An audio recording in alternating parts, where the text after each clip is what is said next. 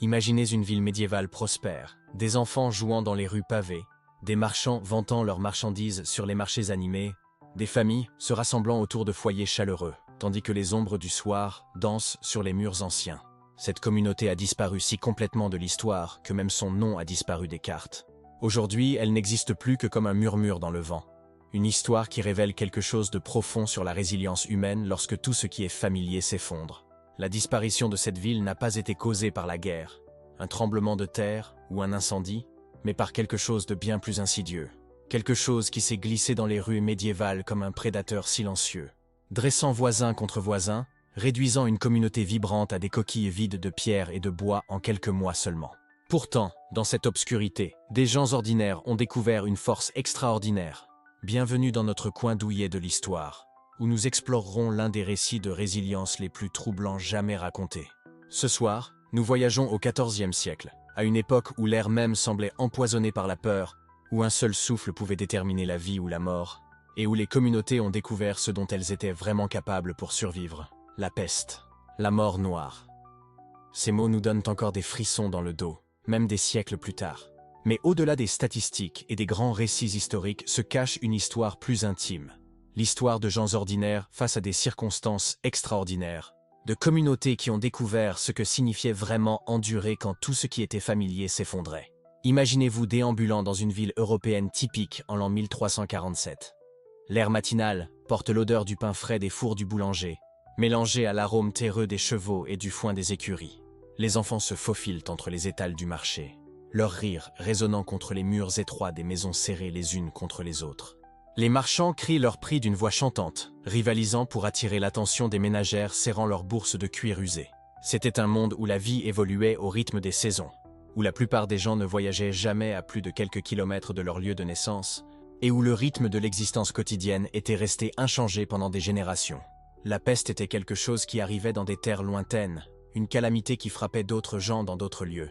Elle était aussi éloignée que les dragons ou les licornes, n'existant que dans les murmures effrayés des marchands itinérants qui parlèrent de villes loin à l'est où la mort marchait librement dans les rues.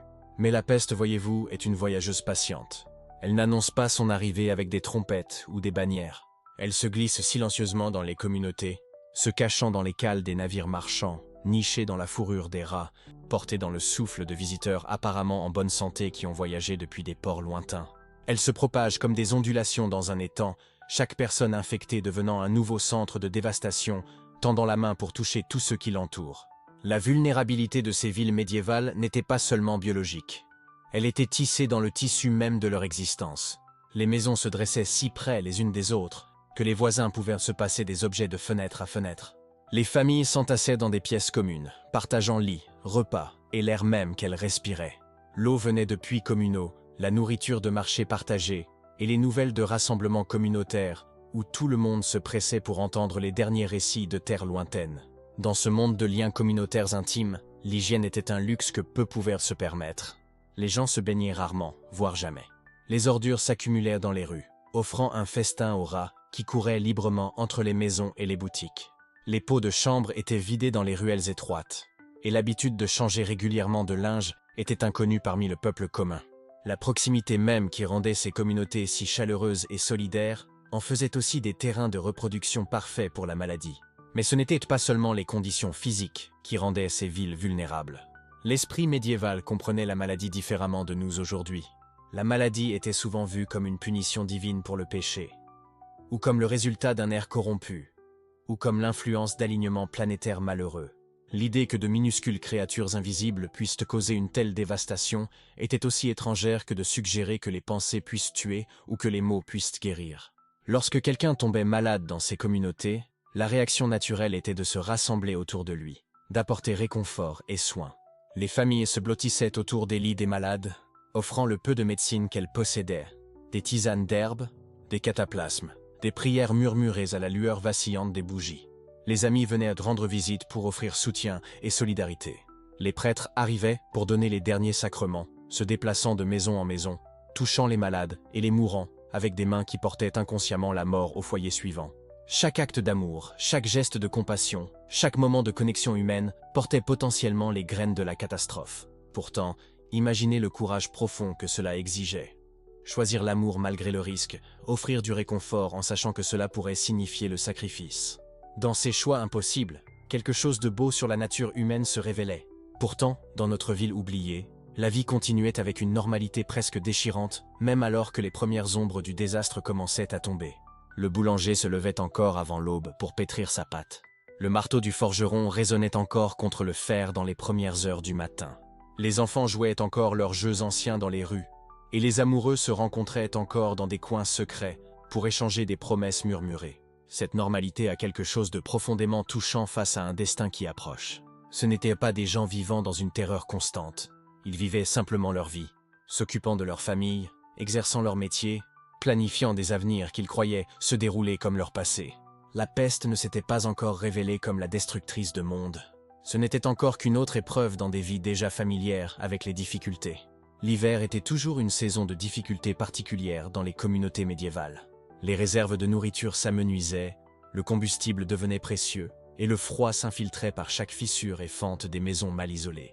Les gens se blottissaient plus près les uns des autres pour se réchauffer, partageant leur souffle, leur espace, leur force vitale même. C'est pendant ces mois d'hiver intimes que la peste trouva son terrain le plus fertile, se propageant de personne en personne, avec une efficacité dévastatrice. Imaginez un foyer chaleureux, crépitant doucement tandis que la neige tombe dehors, projetant des ombres dansantes sur les visages d'une famille rassemblée pour leur repas du soir. Le père parle de son travail au moulin, la mère partage les nouvelles du marché, et les enfants écoutent avec des yeux brillants tandis que grand-mère raconte une vieille histoire de chevaliers courageux et de forêts magiques. Cette scène de tranquillité domestique, répétée dans d'innombrables foyers à travers notre ville oubliée, représente à la fois l'apogée du confort humain et les conditions parfaites pour une catastrophe qui approche. La véritable peur pour la survie qui saisirait bientôt ces communautés était encore à des semaines de là. Pour l'instant, il n'y avait que la lutte ordinaire pour traverser un autre hiver, pour maintenir le feu allumé et empêcher les réserves de nourriture de s'épuiser avant l'arrivée du printemps. C'étaient des gens d'une remarquable résilience, habitués aux difficultés, habiles à trouver de la joie dans les petites choses, et possédant un esprit humain inébranlable qui les avait portés à travers des générations de difficultés. Mais ce qui arriva ensuite testerait cet esprit de façon qu'aucune génération précédente n'avait jamais imaginé. La ville oubliée que nous explorons ce soir ferait face à une épreuve qui arracherait tout ce qui était familier, tout ce qui était confortable, tout ce qui avait défini leur monde pendant des siècles. Et dans cet arrachement, quelque chose d'extraordinaire émergerait, un témoignage de ce que les gens peuvent endurer quand ils n'ont pas d'autre choix que d'endurer, et de ce qu'ils peuvent devenir quand tout ce qu'ils pensaient savoir sur la vie et la mort est bouleversé. Mais ce qui arriva ensuite changea tout à jamais. L'effondrement commença silencieusement, comme le premier souffle de l'hiver sur les feuilles d'automne. Imaginez, si vous le voulez bien, le matin où Pierre s'éveilla pour trouver la place du marché étrangement silencieuse. Pas de marchands criant leurs marchandises, pas d'enfants filant entre les étals, pas de cette agitation familière qui avait défini sa petite ville française pendant des générations. Juste l'écho creux de ses pas sur les pavés qui semblaient soudain trop larges, trop vides. Ce n'était pas l'effondrement dramatique que vous pourriez imaginer des histoires de guerre ou de catastrophes naturelles. C'était quelque chose de bien plus insidieux et bien plus terrifiant dans sa certitude graduelle. La grande mortalité, comme il l'appellerait, ne s'annonça pas avec des trompettes ou des flammes. Elle s'infiltra dans les communautés comme un brouillard roulant depuis des rivages lointains, changeant tout ce qu'elle touchait tout en laissant le paysage trompeusement familier. Imaginez-vous debout sur cette place de marché avec Pierre ce matin-là. Les étals de bois se dressaient encore où ils avaient toujours été, leur surface patinée portant les marques d'innombrables transactions. La fontaine de pierre au centre ruisselait encore d'eau claire de la source voisine. Même les cloches de l'église sonnaient l'heure, leur voix de bronze portant à travers les toits comme elles l'avaient fait pendant des siècles. Pourtant quelque chose de fondamental avait basculé, quelque chose qui ne reviendrait jamais à ce qu'il était. Les premiers signes étaient apparus des semaines plus tôt, bien que peu les aient reconnus pour ce qu'ils étaient vraiment. Maître Guillaume, le marchand de tissus qui contrôlait le commerce de la laine à travers 3 comtés, avait échoué à arriver pour la foire d'automne. Son absence créa une ondulation qui se répandit vers l'extérieur comme des pierres jetées dans une eau calme. Sans ces marchandises, les petits commerçants qui dépendèrent de son commerce se retrouvèrent sans rien à vendre. Sans acheteurs pour leurs produits, les fermiers commencèrent à se demander si le long voyage vers le marché valait l'effort. Mais ce n'était pas seulement le commerce qui chancelait dans ces premiers jours. Les fondements mêmes de la vie médiévale commencèrent à montrer leur fragilité. Considérez à quel point le réseau de relations était complexe dans une ville de seulement 800 âmes. Tout le monde connaissait tout le monde, et tout le monde dépendait de tout le monde de manière à la fois manifeste et subtile. Imaginez-vous marchant à travers une telle communauté soudée par un matin paisible, des enfants saluant, les commerçants qui les avaient vus grandir, des voisins partageant les nouvelles par-dessus les clôtures de jardin, le rythme confortable d'interdépendance qui les avait soutenus à travers d'innombrables saisons. Quand le fils du boulanger tomba malade et ne put plus aider avec le pain de l'aube, cela signifiait des livraisons tardives au ménage de toute la communauté. Quand la femme du forgeron succomba à la fièvre et qu'il passa ses journées à la soigner plutôt qu'à s'occuper de sa forge, cela signifiait que les charrues n'étaient pas réparées et que les chevaux n'étaient pas ferrés. Ce n'étaient pas simplement des inconvénients. C'étaient les premiers fils tirés d'une tapisserie qu'il avait fallu des générations pour tisser. Chaque absence créait un vide que d'autres se précipitèrent pour combler. Mais il n'y avait qu'un nombre limité de mains, qu'un nombre limité d'heures dans chaque jour. Le rythme de vie qui avait semblé aussi naturel et immuable que les saisons elles-mêmes commença à vaciller et à se désorganiser. Pierre avait bâti sa vie autour de la prévisibilité.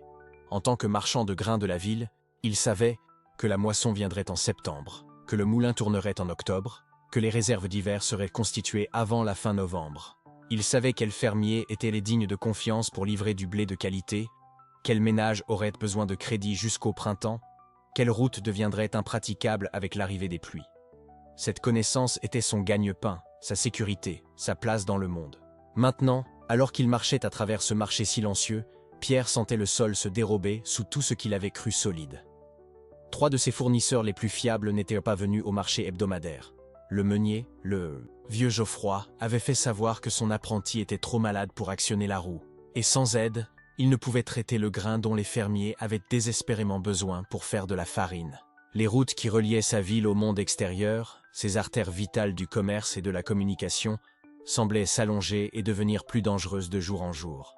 Ce que Pierre ne pouvait pas encore saisir, c'est que les difficultés de sa petite ville se répétaient dans d'innombrables communautés à travers la France, à travers l'Angleterre, dans tout le monde connu. La peste n'était pas encore arrivée dans sa manifestation complète et terrible, mais son ombre avait déjà commencé à tomber. Les navires qui auraient dû transporter des marchandises entre les ports restaient vides à l'ancre. Leurs équipages soit morts, soit en fuite. Les monastères qui avaient servi de centre d'apprentissage et de charité pendant des siècles se trouvaient en difficulté pour soigner leurs propres malades et mourants. Même les grandes routes commerciales qui reliaient l'Est à l'Ouest, ces autoroutes de la prospérité qui avaient enrichi les nations et construit des empires, commençaient à se fragmenter alors que la peur l'emportait sur le profit. Dans la campagne entourant la ville de Pierre, la situation devenait encore plus précaire. Imaginez la jeune Marguerite, à peine 16 ans, se retrouvant soudain responsable de la ferme familiale lorsque la fièvre emporta son père et son frère aîné en l'espace d'une semaine. Elle les avait regardés travailler la terre toute sa vie, mais regarder et faire étaient 2 choses bien différentes. L'orge avait besoin d'être moissonnée, mais elle manquait de force pour manier la lourde faux pendant des heures. Les cochons avaient besoin d'être nourris, mais sans le dos solide de son frère pour porter les lourds seaux, la tâche semblait impossible. Plus crucial encore, les grains de semences pour les plantations de l'année suivante devaient être soigneusement sélectionnés et stockés, mais elle n'avait jamais appris quels grains étaient les plus prometteurs, lesquels survivraient à un hiver rigoureux, lesquels donneraient les meilleures récoltes. L'histoire de Marguerite n'était pas unique. À travers la région, des fermes qui avaient nourri les communautés pendant des générations tombaient en ruine, non pas parce que la terre elle-même avait échoué, mais parce que les connaissances et le travail nécessaire pour la cultiver avaient soudain disparu. L'équilibre délicat entre l'effort humain et l'abondance naturelle, raffiné au cours de siècles d'essais et d'erreurs, s'effondrait en quelques semaines. Les conséquences se répandirent de manières à la fois immédiates et profondes. Quand la ferme de Marguerite ne pouvait pas produire son rendement habituel, cela signifiait moins de grains pour Pierre à acheter et distribuer. Quand des échecs similaires se produisaient dans les fermes voisines, cela signifiait que le moulin avait moins de travail, le boulanger avait moins de clients, la taverne servait moins de voyageurs. L'économie circulaire qui avait soutenu la communauté pendant des générations devenait une spirale de déclin. Pourtant, peut-être le plus troublant de tout était la rapidité avec laquelle les gens commençaient à perdre foi dans les institutions qui avaient ancré leur monde. L'Église, qui avait promis protection et sens en échange de dévotion et de dîmes, semblait impuissante contre un ennemi qu'elle ne pouvait ni expliquer ni combattre. Les seigneurs locaux, qui avaient revendiqué l'autorité en échange de protection, trouvaient leurs propres maisons décimées et leur capacité à maintenir l'ordre sévèrement compromise. Même les guildes, ces confréries d'artisans qui avaient réglementé le commerce et maintenu les standards pendant des siècles, découvraient que leurs secrets jalousement gardés ne signifiaient rien quand il n'y avait plus personne à qui les transmettre. Pierre se retrouvait à remettre en question des suppositions qu'il n'avait jamais songé à examiner. Si Dieu veillait vraiment sur les fidèles, pourquoi les ménages les plus dévots souffraient-ils aux côtés des méchants? Si l'ordre social était divinement ordonné, pourquoi la mort semblait-elle réclamer seigneurs et paysans avec une égale indifférence? Si les connaissances et l'expérience humaines étaient vraiment précieuses, pourquoi semblaient-elles si inutiles contre cet ennemi invisible? C'étaient des pensées dangereuses dans un monde où remettre en question l'autorité pouvait signifier l'excommunication ou pire. Mais quand les fondements mêmes de l'existence s'écroulaient, de telles questions devenaient inévitables. Dans le silence de sa boutique vide, entouré de sacs de grains qui ne seraient probablement plus jamais remplis, Pierre commença à comprendre que le monde qu'il avait hérité de son père ne serait pas le monde qu'il laisserait à ses enfants. L'aspect vraiment terrifiant de ces premiers jours n'était pas seulement ce qui se passait, mais ce qui ne se passait pas. Les lettres cessaient d'arriver des villes voisines. Les colporteurs abandonnaient leurs routes régulières. Les pèlerins ne passaient plus en route vers des sanctuaires lointains. Le flux d'informations qui avait connecté les communautés à travers de vastes distances se tarissait simplement, laissant chaque établissement faire face à sa crise dans l'isolement, incertain si leur souffrance était unique ou universelle. Imaginez l'étrange silence qui s'installait sur les routes familières, des chemins qui avaient autrefois vibré du rythme paisible du commerce, et des échanges gisaient maintenant vides sous un ciel d'hiver pâle. Pourtant, dans cet isolement, les communautés découvraient de nouvelles profondeurs de leur propre résilience, apprenant à trouver la force en elles-mêmes. Dans ce silence grandissant, les rumeurs devinrent plus puissantes que la réalité.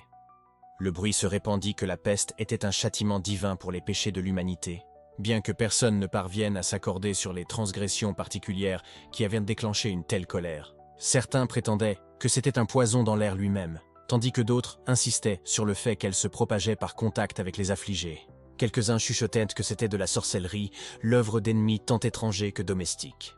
Sans information fiable, la peur combla le vide, et la peur dicta des décisions que la logique aurait pu remettre en question. Alors que Pierre verrouillait sa boutique ce soir-là, la clé tournant avec une finalité qui semblait résonner dans les rues vides, il ne pouvait pas imaginer que ce n'était que le commencement. Le premier effondrement, aussi dévastateur qu'il paraissait, n'était que la plus douce introduction à la catastrophe qui approchait encore. L'infrastructure du commerce et de l'agriculture, de la gouvernance et de la communauté avait commencé à se fracturer. Les liens qui maintenaient la société unie s'étiraient et se brisaient un par un.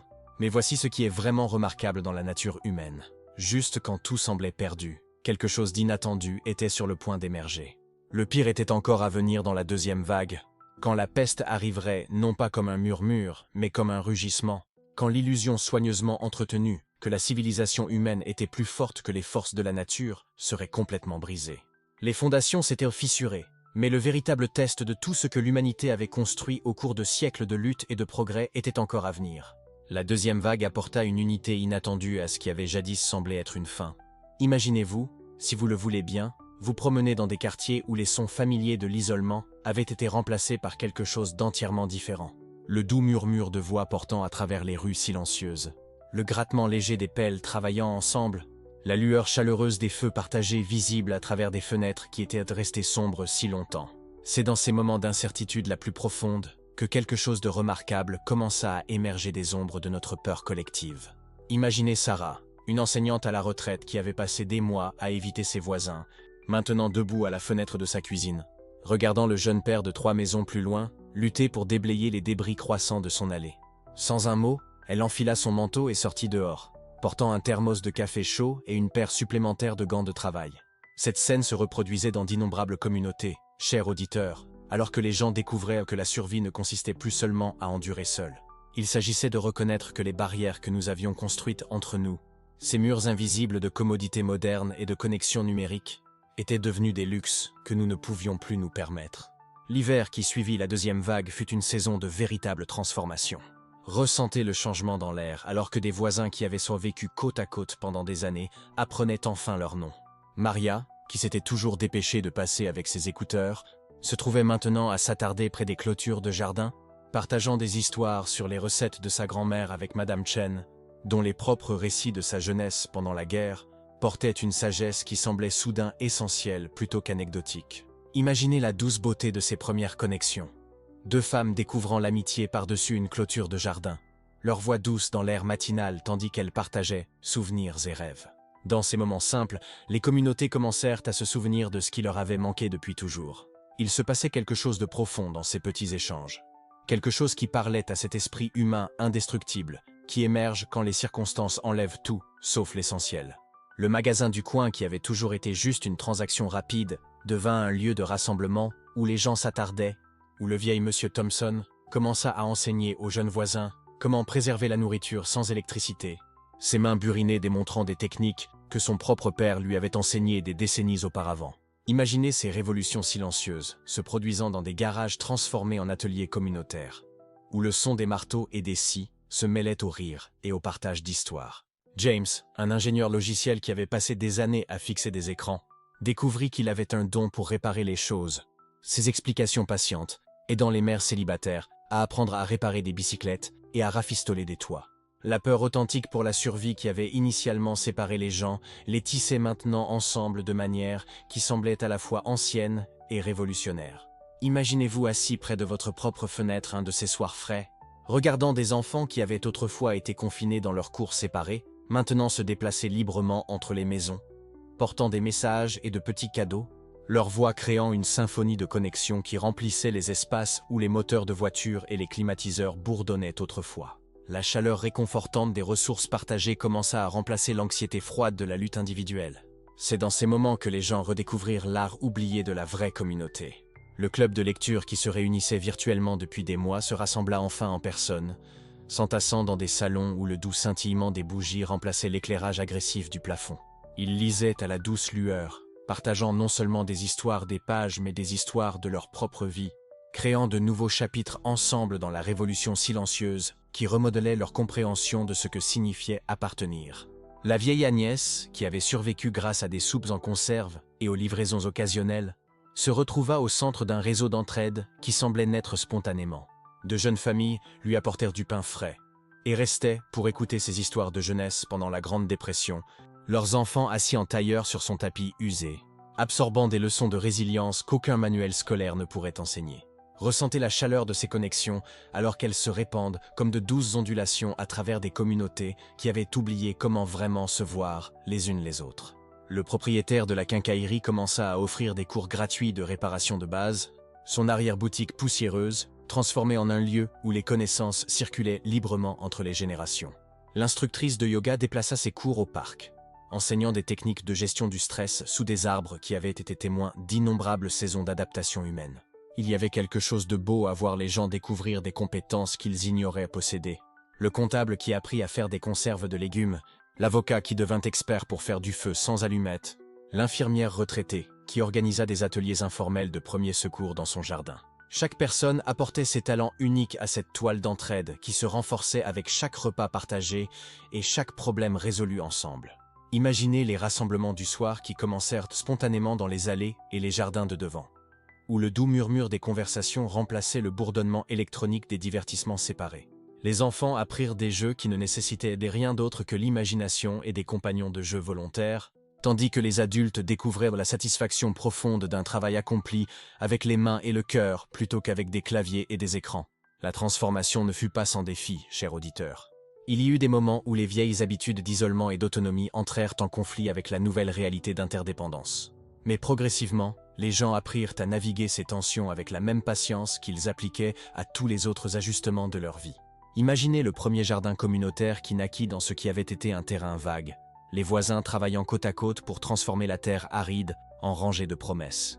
L'architecte qui conçut des systèmes de collecte d'eau de pluie, le mécanicien qui enseigna aux autres à entretenir les outils manuels, la grand-mère qui montra aux jeunes parents comment conserver la récolte pour les mois d'hiver à venir. Ce n'étaient pas seulement des échanges pratiques, mais des actes de foi en un avenir partagé.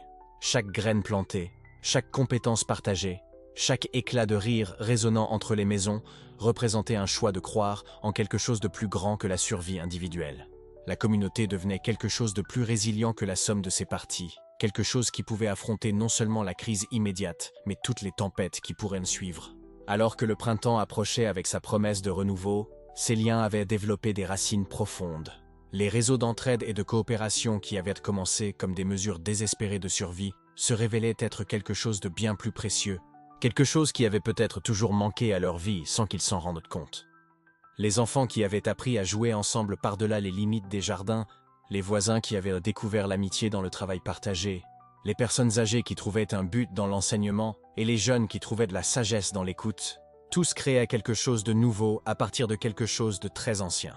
Ils se souvenaient de ce que les communautés avaient toujours su, que la vraie force ne vient pas de l'isolement, mais des innombrables fils de connexion qui nous lient ensemble. Pourtant, alors que l'hiver s'approfondissait et que les ressources s'amenuisaient, cette unité nouvellement trouvée allait faire face à son plus grand test. Quand la nourriture vint à manquer, les choix devinrent impossibles. Imaginez, si vous voulez, des familles rassemblées autour de tables vides, des enfants levant les yeux avec des regards interrogateurs, leurs histoires habituelles du coucher remplacées par la dure réalité de la survie. C'était le moment où le véritable test des liens communautaires révélerait quelque chose de plus sombre, de plus complexe que quiconque l'avait anticipé. Sarah Martinez fixa le petit garde-manger de son appartement, comptant et recomptant les mêmes 3 boîtes de soupe, un demi-sac de riz et une boîte de crackers. Sa voisine Madame Chen avait frappé à sa porte plus tôt, demandant si elle avait de la nourriture en surplus pour son mari diabétique. À travers les murs fins, Sarah pouvait entendre le petit Tommy à l'étage pleurer de faim. Elle tenait ces 3 boîtes comme si elles étaient faites d'or, sachant qu'elles représentaient peut-être 4 jours de plus pour ses propres 2 enfants. Imaginez le poids d'une telle décision. En temps normal, partager vient naturellement, n'est-ce pas? Mais quand la survie est en jeu, quand chaque bouchée pourrait signifier la différence entre votre enfant qui mange ce soir ou qui va au lit affamé, le calcul devient impossiblement cruel. Cela se passait dans des immeubles d'appartements, des quartiers de banlieue et des communautés rurales à travers les régions affectées. La brutalité mathématique de la pénurie transformait des gens ordinaires en philosophes désespérés, forcés de répondre à des questions qu'ils n'avaient jamais imaginé affronter. Sauvez-vous votre famille d'abord? Ou partagez-vous avec la communauté? Est-il moral de constituer des réserves quand d'autres meurent de faim? Où se situe la frontière entre la préservation de soi et l'égoïsme? Le docteur James Fletcher, un coordinateur d'urgence qui vécut ces semaines, décrivit plus tard le phénomène comme « le grand tri moral ». Il regarda certains foyers devenir des forteresses, fenêtres couvertes, portes barricadées, familles existant dans un isolement craintif. D'autres ouvrirent leurs portes en grand, mettant en commun les ressources dans un acte de confiance radical. La plupart se trouvèrent quelque part entre ces 2 extrêmes, naviguant sur un terrain miné où chaque décision portait le poids de la survie. La famille Henderson a choisi l'approche forteresse. Tom Henderson, un homme habituellement généreux qui entraînait une équipe de football junior le week-end, avait transformé son garage en bunker de stockage de nourriture. Sa femme Janet jetait des regards furtifs à travers les rideaux quand les voisins passaient, le cœur brisé par chaque visage affamé qu'elle voyait. Mais Tom avait fait les calculé jusqu'à la dernière calorie ce dont sa famille de 5 personnes aurait besoin pour survivre jusqu'à l'arrivée des secours. Il ne pouvait pas sauver tout le monde, raisonnait-il, mais il pouvait sauver les siens. 3 maisons plus loin, Maria Santos fit le choix opposé. Mère célibataire avec 2 adolescents, elle rassembla le peu de nourriture qu'elle avait et ouvrit une cuisine communautaire dans son salon. Les voisins venaient avec ce qu'ils pouvaient apporter, un sac de farine, quelques tomates en conserve, le pain de la veille. Ensemble, ils créèrent des repas qui s'étendèrent plus loin que ce qu'aucun foyer individuel ne pouvait gérer seul. Ces adolescents allèrent se coucher le ventre vide certains soirs, mais entourés d'une douzaine d'autres familles qui partagèrent le même sacrifice. Imaginez ces 2 scènes existant dans la même rue, presque à portée de vue l'une de l'autre. Les Henderson prenant leur repas soigneusement rationné en silence, rideaux tirés, calculant combien de jours leur restait. La maison Santos baignée de lumière chaleureuse et de conversation, les adultes partageant les tâches de cuisine tandis que les enfants jouaient ensemble. Tout le monde plus mince, mais personne seul. Imaginez la douce chaleur émanant de cette seconde maison, le murmure délicat des voix, les rires discrets des enfants qui jouent, le réconfort d'un but partagé. Même dans la pénurie, l'amour trouvait un moyen de se multiplier plutôt que de diviser. Les 2 familles prenaient des décisions rationnelles basées sur les mêmes informations. Toutes 2 tentaient de protéger ce qu'elles chérissaient le plus. Et pourtant, leurs approches représentaient des philosophies fondamentalement différentes sur la nature humaine et la survie. Le coup psychologique était immense. Les enfants commencèrent à apprendre des concepts qu'ils n'auraient pas dû avoir à comprendre. Emma Thompson, 8 ans, demanda à sa mère pourquoi ils ne pouvaient pas partager leurs réserves de nourriture cachée avec la famille d'à côté dont le bébé pleurait toute la nuit de faim. Comment expliquer à un enfant que parfois être bon signifie laisser les autres souffrir? Comment préserver une boussole morale quand le concept même de moralité semble changer avec chaque estomac vide? Imaginez tenir une telle conversation à la douce lumière d'une lampe, essayant de préserver l'innocence d'un enfant tout en lui enseignant un monde qui était soudainement devenu impossiblement complexe. Ces moments silencieux d'amour parental, même dans les temps les plus sombres, nous rappellent les liens incassables qui maintiennent l'humanité entière. Certaines communautés tentèrent de mettre en place des systèmes de rationnement formels. Des conseils de quartier se formèrent du jour au lendemain, tentant de créer des réseaux de distribution équitables. Mais l'équité elle-même devint une source de conflit. Une famille de 6 personnes devrait-elle recevoir plus qu'un couple sans enfants? Qu'en est-il des résidents âgés qui avaient besoin de régimes spéciaux? Ceux qui s'étaient mieux préparés devaient-ils être contraints de partager avec ceux qui n'avaient pas anticipé? Le quartier de Riverside tenta un tel système. Ils établirent un point de distribution central dans le centre communautaire, avec des coordinateurs bénévoles gérant les approvisionnements et l'allocation. Pendant 3 jours, cela fonctionna parfaitement. Les familles arrivaient avec leurs contributions et repartaient avec leurs allocations. Les enfants jouaient ensemble pendant que les adultes organisaient et planifiaient. Puis quelqu'un découvrit que la famille Morrison avait caché des provisions supplémentaires à la maison, tout en recevant encore leur allocation complète du fonds communautaire. La confiance qui avait maintenu le système ensemble se fissura instantanément.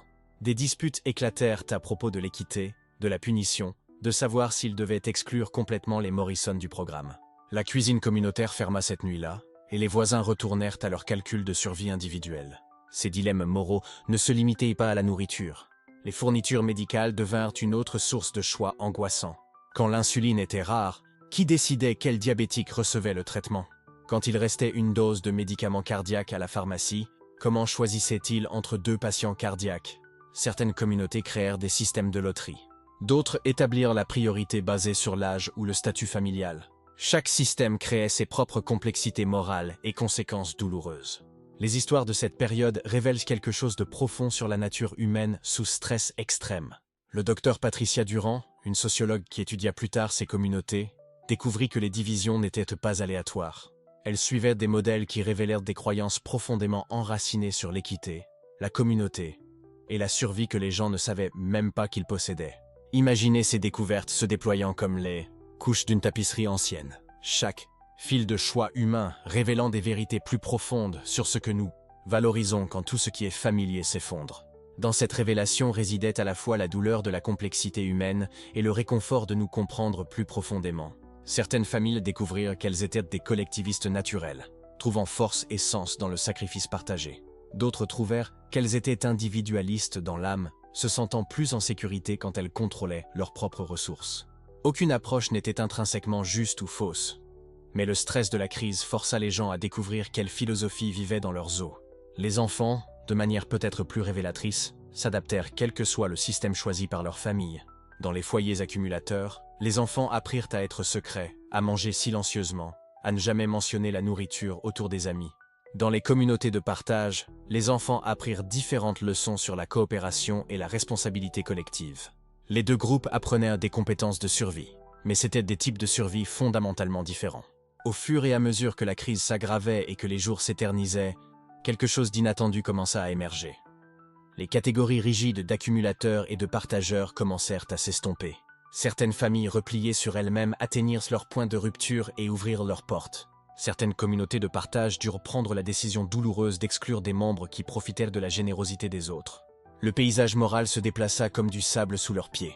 Madame Chen, la femme âgée avec le mari diabétique, devint un pont entre ces mondes. Trop fière pour mendier mais trop désespérée pour rester silencieuse, elle commença à offrir des services en échange de nourriture. Elle reprisait des vêtements, gardait des enfants, nettoyait des maisons, n'importe quoi pour gagner un repas pour son mari sans avoir l'impression de recevoir la charité. Son approche créa une voie médiane que de nombreuses familles commencèrent à suivre, établissant des économies informelles où la dignité pouvait être préservée même quand les ressources étaient repartagées. Ces microéconomies révélèrent une autre dimension de la crise morale. Quand l'argent devint sans valeur et que les emplois traditionnels disparurent, comment les gens déterminaient-ils la valeur? Un enseignant pouvait échanger des leçons contre du pain. Un mécanicien pouvait réparer des vélos contre de la soupe. Le talent de conteuse d'une grand-mère devint une véritable monnaie d'échange quand les parents cherchaient quelqu'un pour rassurer des enfants terrorisés. Imaginez la douce beauté de cette transformation, un monde où la voix d'une grand-mère, douce et patiente dans la lumière du soir, devient aussi précieuse que l'or, où le savoir partagé devient nourriture, et la bonté offerte devient le fondement d'un nouveau type de richesse. Mais même ces solutions portaient un poids moral. Était-il équitable que ceux qui possédaient des compétences utiles mangent mieux que ceux dont les talents étaient moins immédiatement pratiques? Un artiste devrait-il recevoir la même allocation de nourriture qu'un médecin? Ces questions forcèrent les communautés à remettre en question leurs idées préconçues sur la valeur, la contribution et la dignité humaine. Alors que la 3e semaine approchait, de nombreuses familles se retrouvèrent à questionner des choix qu'elles avaient faits avec tant de certitude au début. Les Henderson, qui avaient été si prudents avec leurs réserves, regardèrent leur plus jeune fille devenir apathique et renfermée, non pas de faim, mais d'isolement. Maria Santos, qui avait partagé si généreusement, commença à s'inquiéter de savoir si ces adolescents auraient la force dont ils avaient besoin, si la crise continuait encore plus longtemps. La complexité morale s'approfondit avec chaque jour qui passait, mais quelque chose d'autre se produisait aussi. Dans leurs efforts désespérés pour naviguer dans ces choix impossibles, certaines communautés avaient commencé à découvrir des solutions qui semblaient transcender le binaire d'accumulation contre partage.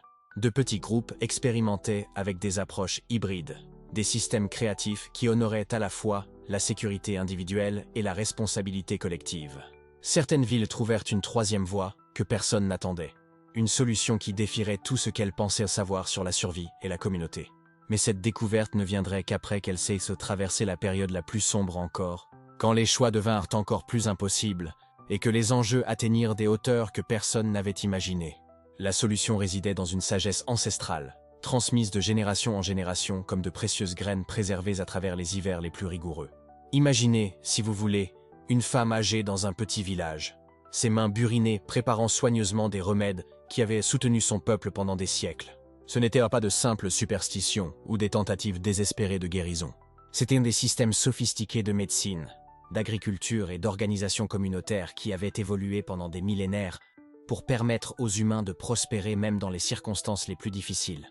Alors que le monde familier s'effondrait autour d'eux, les gens commencèrent à se souvenir de ce que leurs ancêtres avaient toujours su.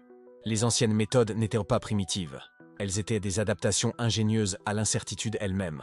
Imaginez-vous déambuler dans un village où chaque foyer s'était transformé en centre de sagesse ancestrale, où les grands-mères devinrent les membres les plus précieux de la société, non pas malgré leur âge, mais grâce au savoir qu'elles possédaient. Dans une communauté, un vieil homme nommé Pierre, qui avait été rejeté comme excentrique pour son obsession des méthodes agricoles traditionnelles, se retrouva soudain entouré d'auditeurs avides. Son jardin, que les voisins avaient autrefois moqué comme démodé, produisait maintenant de la nourriture quand les systèmes agricoles modernes avaient échoué. Pierre n'avait jamais oublié les techniques de cultures associées que son grand-père lui avait enseignées, les méthodes naturelles de contrôle des parasites qui ne nécessitaient aucun produit chimique, les pratiques d'enrichissement du sol qui travaillaient avec la nature plutôt que contre elle. La sagesse que Pierre partageait ne se limitait pas à la production alimentaire. Il s'agissait de comprendre les relations complexes entre les plantes, le sol, le climat et les saisons.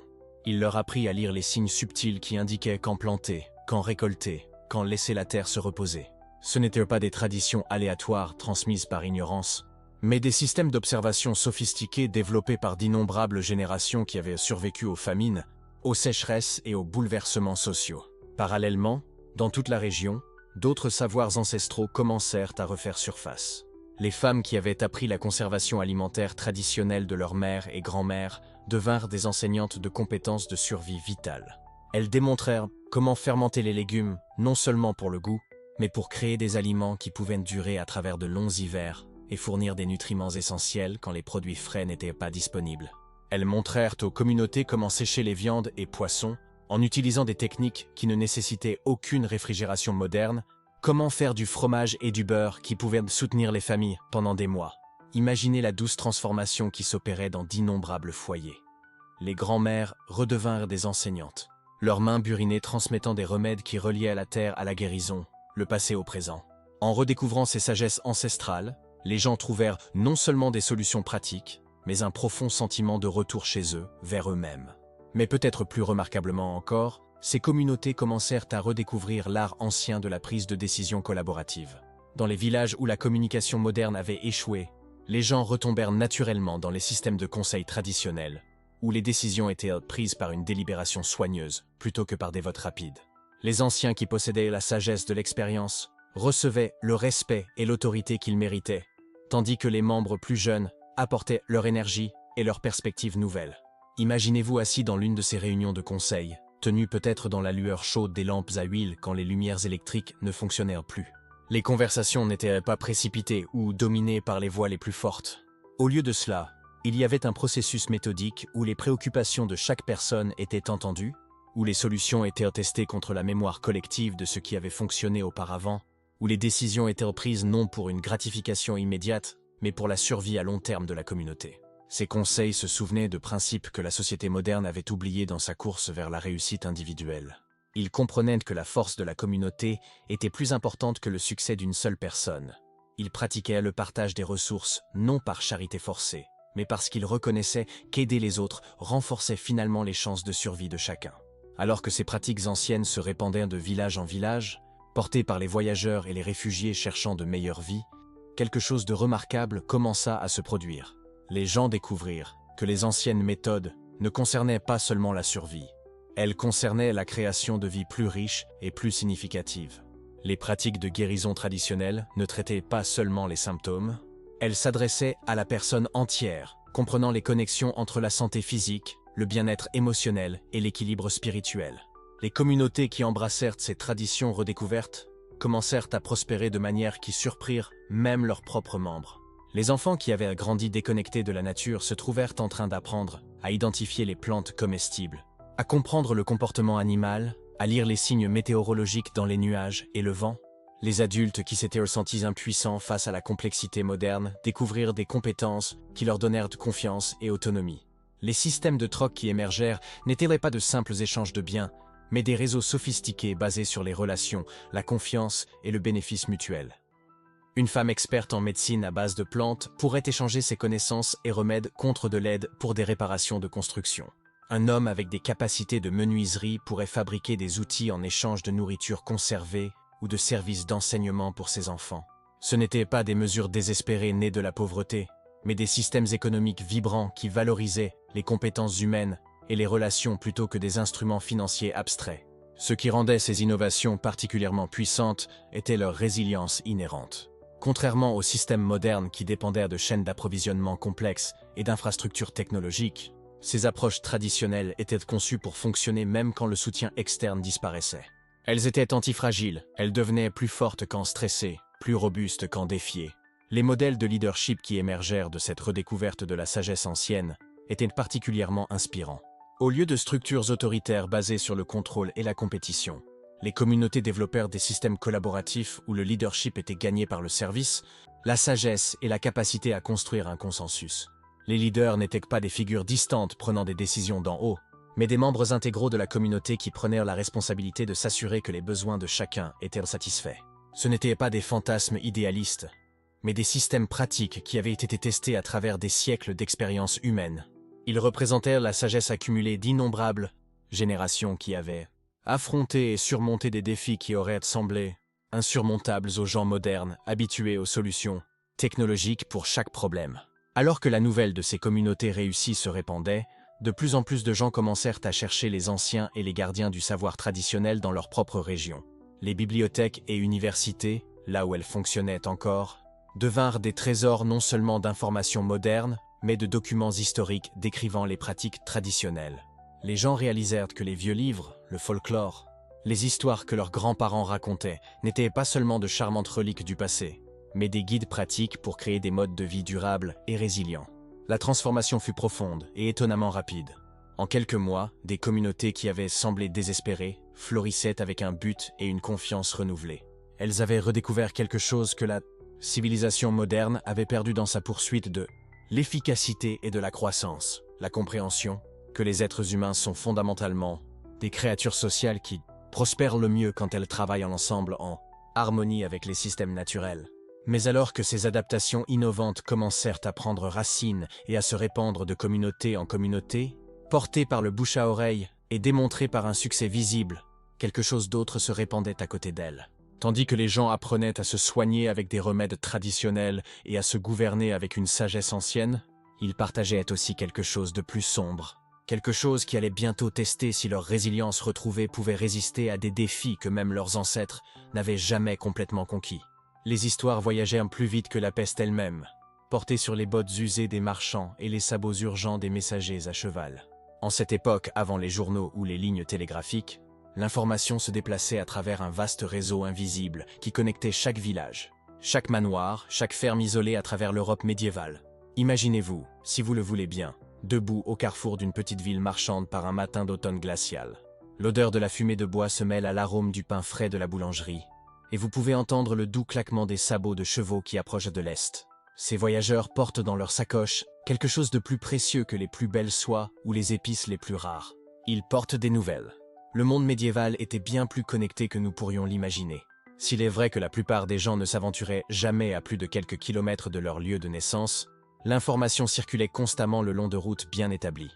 Les marchands étaient les artères de ce système de communication, transportant non seulement des marchandises, mais aussi des commérages, des rumeurs et des nouvelles urgentes de ville en ville. Une nouvelle qui commençait à Paris pouvait atteindre Londres en quelques jours, et de là se répandre à travers le continent comme des ondulations sur un étang immobile. Mais en temps de crise, ce flux tranquille d'informations devenait quelque chose de bien plus urgent et dangereux.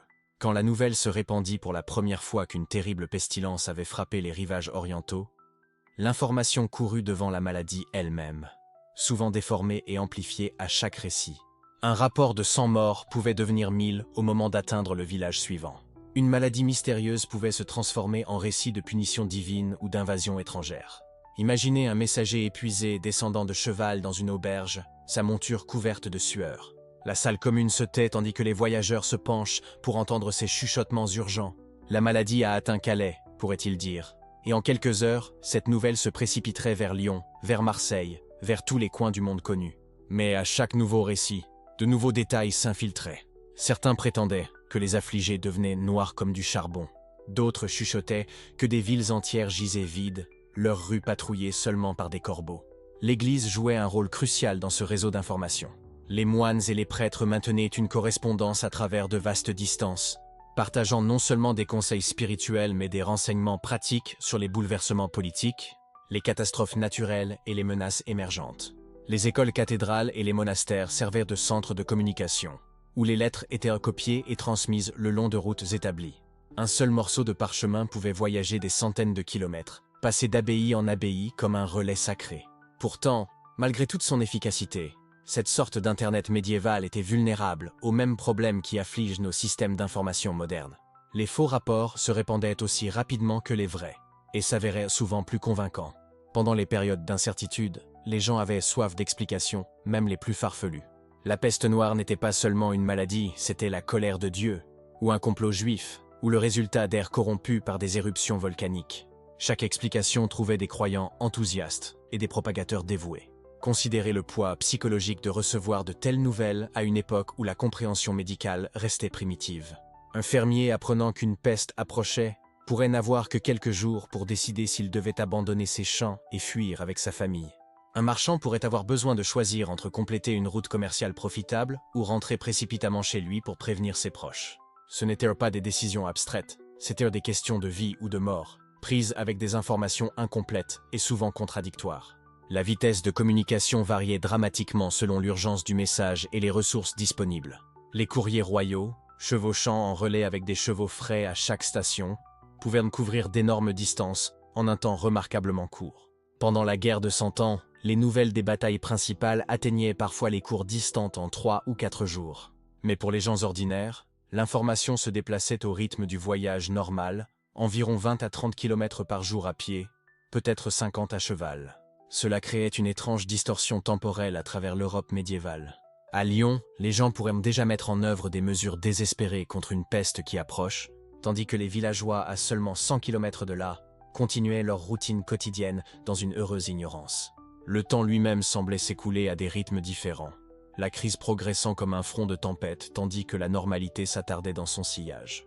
L'impact psychologique de ce flux d'informations inégales ne peut être surestimé. Imaginez vivre dans un monde où des nouvelles catastrophiques pouvaient arriver à tout moment, apportées par un inconnu sur la route. Il n'y avait aucun moyen de vérifier les rapports immédiatement, aucune autorité centrale pour trier la vérité de la rumeur.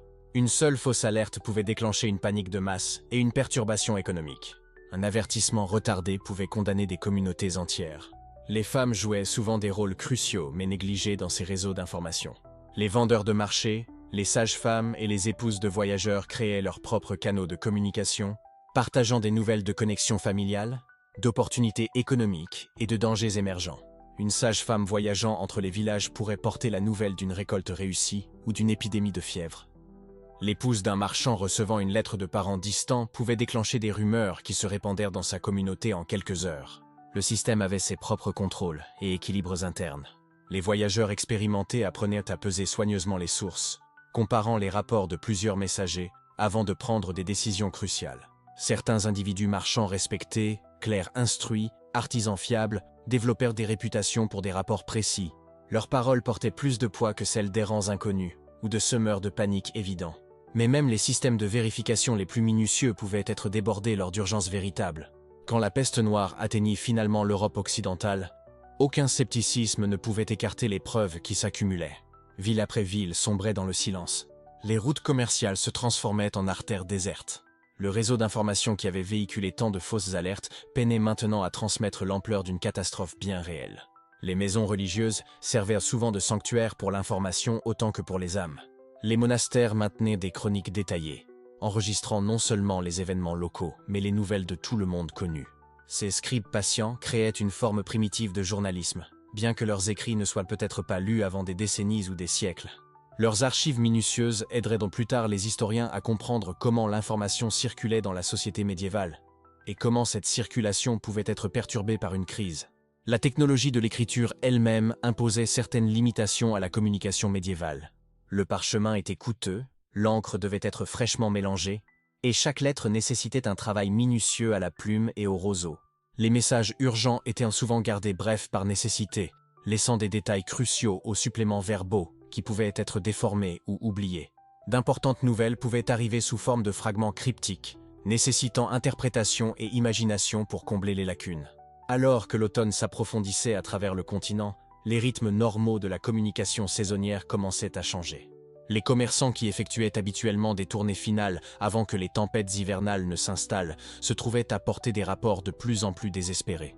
Des messages qui auraient dû être de la correspondance commerciale de routine prenaient des nuances de peur et d'incertitude.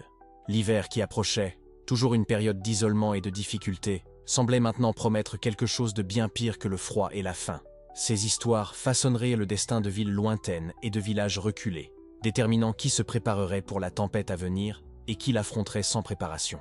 L'information qui voyageait dans ces réseaux anciens portait plus que des nouvelles. Elle portait le pouvoir de sauver des vies ou de les condamner, d'unir les communautés dans un but commun ou de les disperser dans une fuite paniquée.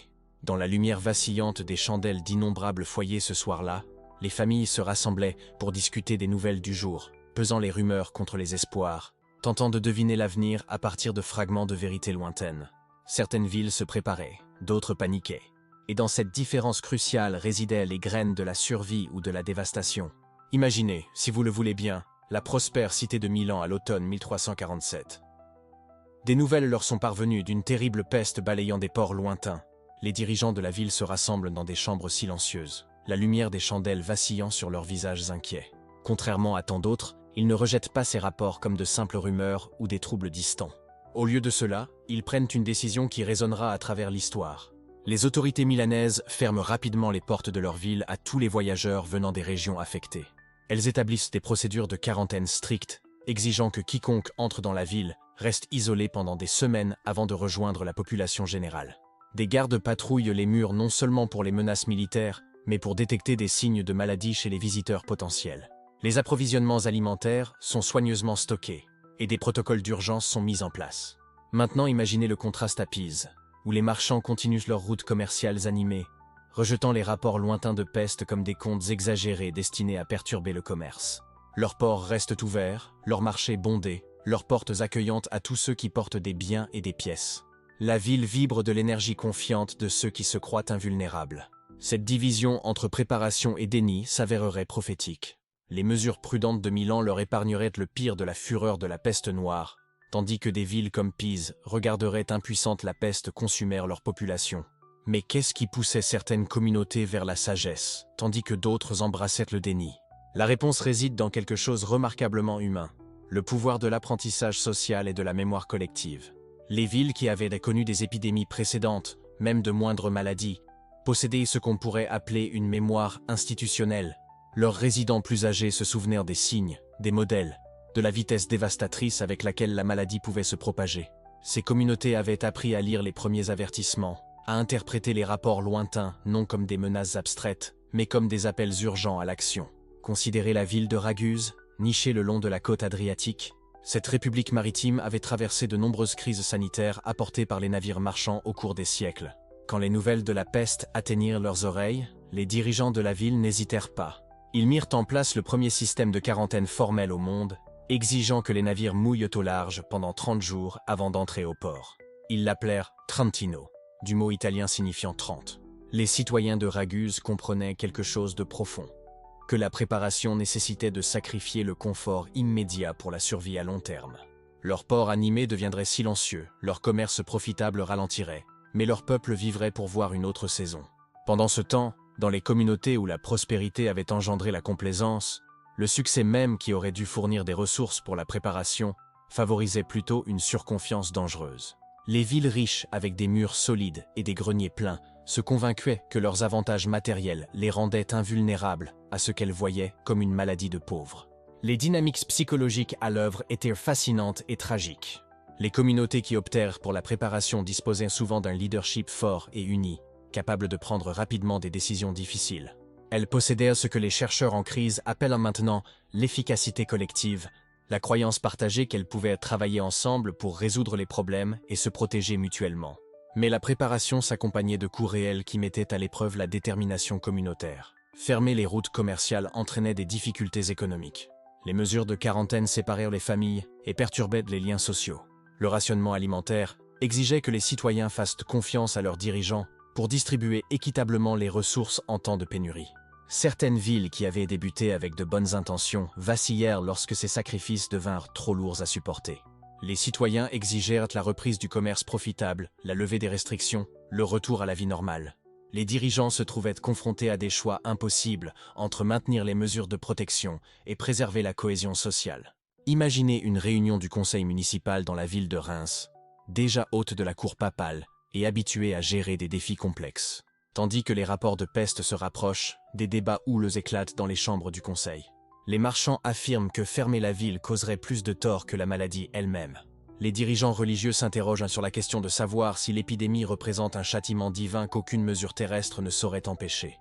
Les praticiens médicaux, avec leur compréhension limitée, proposent des conseils contradictoires concernant la transmission et le traitement. Pourtant, certaines communautés trouvèrent des moyens remarquables d'équilibrer préparation et compassion. Dans certaines villes allemandes, les citoyens s'organisèrent en patrouilles de quartier, non pas contre la criminalité, mais pour la surveillance sanitaire. Les familles se surveillaient mutuellement, partageant les ressources tout en maintenant une distance prudente. Elles développèrent des systèmes de soins qui prenaient en compte à la fois la réalité de la contagion et le besoin humain de lien social. Ces communautés préparées créèrent des innovations nées de la nécessité. Elles développèrent de meilleurs systèmes pour la conservation des aliments, pour la gestion des déchets, pour maintenir la propreté dans des espaces confinés. Elles apprirent à identifier les symptômes précoces et à réagir rapidement pour prévenir la propagation. Plus important encore, elles maintinrent l'espoir grâce à l'action collective. Imaginez la satisfaction paisible de voisins œuvrant ensemble pour leur sécurité commune. Le rythme tranquille des tâches partagées, le réconfort de savoir que la sagesse guidait leurs actions. En optant pour la préparation plutôt que la panique, elles découvrirent que l'espoir grandit davantage lorsqu'il est nourri par de nombreuses mains. L'ironie était frappante. Les villes qui acceptaient de la réalité de leur vulnérabilité se révélaient souvent les plus résilientes, tandis que celles qui insistaient sur leur invulnérabilité devenaient les plus fragiles. La préparation exigeait de reconnaître les ténèbres, mais cette reconnaissance devint le fondement de la lumière. Imaginez la sagesse paisible que cela nous enseigne, que la force vient souvent non pas du déni de nos peurs, mais de la capacité à les affronter avec un regard lucide et un cœur résolu. En acceptant ce qu'elles ne pouvaient contrôler, ces communautés découvrirent ce qu'elles pouvaient transformer. Tandis que l'hiver s'approfondissait à travers l'Europe en 1347, les villes préparées s'installèrent dans leur routine défensive. Les gardes maintenaient des veilles vigilantes. Les citoyens respectaient les nouveaux protocoles, avec une détermination sombre, et les dirigeants prenaient des décisions quotidiennes équilibrant prudence et nécessité. Dans ces communautés, les gens puisèrent du réconfort dans l'action délibérée, sachant qu'ils faisaient tout leur possible pour protéger ce qu'ils chérissaient. Imaginez la force paisible qui habitait ces espaces protégés. les familles se rassemblant à la lueur des chandelles, confiantes dans leurs précautions, trouvant la paix dans leur vigilance partagée. Il y a quelque chose de profondément réconfortant dans les communautés unies autour d'un objectif commun, chaque personne contribuant à la sécurité de tous. Mais même dans les communautés les plus préparées, une vérité troublante devenait claire. Elles pouvaient voir la fumée s'élever des villes lointaines, pouvaient entendre les rumeurs portées par les quelques commerçants qu'elles permettaient encore d'entrer après quarantaine. Les rapports faisaient état de régions entières sombrant dans le silence, de routes commerciales abandonnées, des rythmes habituels de la vie médiévale cessant complètement. Les villes préparées s'étaient octroyées du temps, avaient amélioré leurs chances de survie, avaient démontré le pouvoir de la sagesse collective face au déni individuel. Pourtant, elles ne pouvaient échapper entièrement à la réalité qui engloutissait leur monde. Leur préparation leur avait donné la meilleure chance possible, mais la chance elle-même demeurait incertaine.